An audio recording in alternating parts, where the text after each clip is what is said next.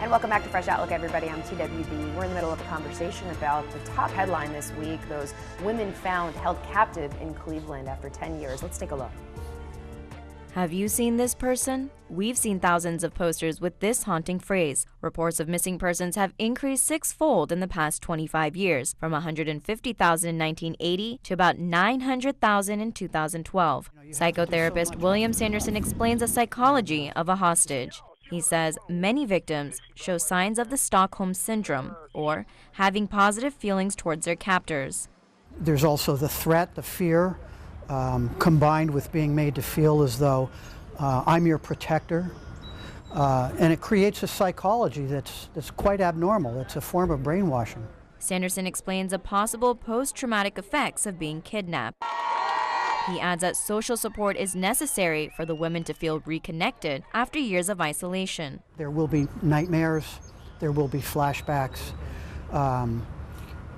They may have trouble trusting again. A lot of the facts will come out when they have a chance to talk. Amanda's, Georgina's, and Michelle's families are relieved to have their girls back, but Sanderson explains they have to be aware of how the experience has affected their mental state. These are not the same girls that they remember. These are changed women now. So they're going to have to make that adjustment. And yeah, Nadia, I'm curious your insights in the piece. Basically, that psychologist is saying that there can't not be sort of an element of brainwashing over the course of 10 years. There has to be some sort of relationship that develops between the captor and the captee, if that's a word. Do you think it's possible, though, that after to be there held captive for 10 years and not sort of be brainwashed in any capacity? Is it possible they're in the same mindset, have to escape immediately, this is a bad man, or is it almost a 100% definite that there's mixed messages now in these girls' minds? What do you think? Well, it's very hard to say, and as we have more information and as they begin to tell their stories, we'll have a little bit more information about it. But the issue really is that this is not a sort of typical situation, and everybody's going to respond somewhat differently. Mm-hmm. So this is a dehumanizing, sustained, traumatic situation, and they were relatively young when they, were brought into captivity. In terms of predicting any kind of, interaction between them, it's sort of, in terms of the Stockholm Syndrome, it's sort of how a abused child might view the abusive parent, mm-hmm. is that they know they must rely on them. Mm-hmm. And also if there are some sorts of maybe perceived acts of kindness, that might happen throughout the course of the 10 years, especially if there's a child involved. They might see him in a slightly different light. That could potentially contribute to that syndrome or that phenomenon. Okay, and what do you think is the psyche of a kidnapper?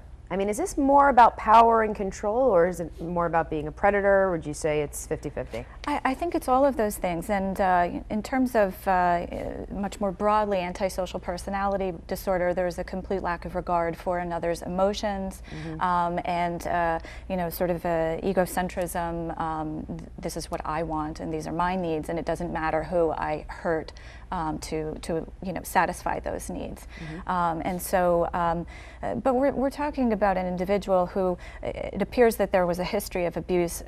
He, in his diaries, or there were papers that they found that he says that he was abused as a child, so perhaps that contributed to his behavior as a kidnapper. Okay. You were saying during the break, John, you mentioned this idea of sort of dual personality, that he had one face in the house and one face out, which is maybe a reason as to why neighbors didn't suspect anything. Well, yeah, as I said, the neighbors, we're all saying he was polite, he was part of a band, he entertained our children or whatever, but then again, when you spoke with his former live-in companion or whatever, she indicated that, she had been assaulted by him, that he abused her significantly. Other relatives said they were afraid to go over the house.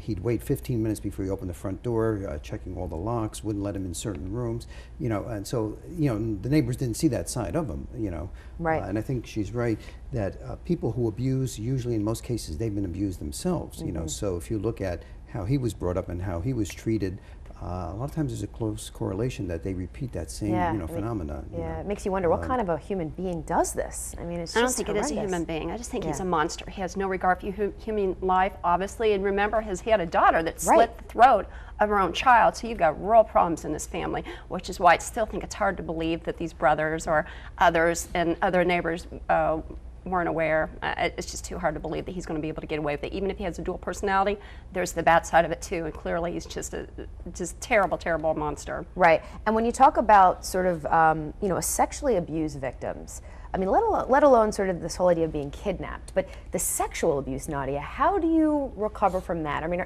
are these recoveries in stages? Is it recovering from being kidnapped, being captured? Is it then recovery of being sexually violated? How do you even start treatment? And I don't think that there's any way to sort of compartmentalize it. It's just this synergistic, awful experience. And they're going to, I mean, right now there's probably this acute stress disorder that's usually for the first 4 weeks after a trauma has happened, and then if the hopelessness, helplessness feelings, as well as hypervigilance, irritability, flashbacks, etc., if those become sustained, which you would expect given the sustained trauma that they experienced. But it's an ultimate violation of, their rights as individuals. So the sexual abuse, the starvation, the physical abuse, the emotional abuse, we can't tease it apart. And what about this young child that was conceived?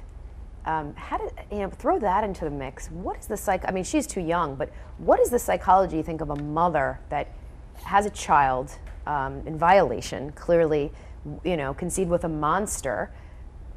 I would imagine, talk about a conflict of interest. There's love for a baby, but in this situation, how do you put it into words? What do you think? Who knows? I can only fathom what Amanda Berry must be have experienced and will continue to experience. So there's no way to know possibly, but also in thinking as a developmental psychologist, I can't help but imagine what that child experienced also. Who knows what she viewed, and who knows what she was exposed to. And even though 6 is young, it's still she's still sort of absorbing all of the information from what she saw. And it's amazing, she was born in this house. I mean, the whole an inflatable pool. The whole thing is just unreal, unbelievable. I do want to play. We should have the 911 call from what took place. From Charles Ramsey. Let's take a listen. This girl going nuts trying to get out of her house, and she says, "Help me get out. I've been in here a long time."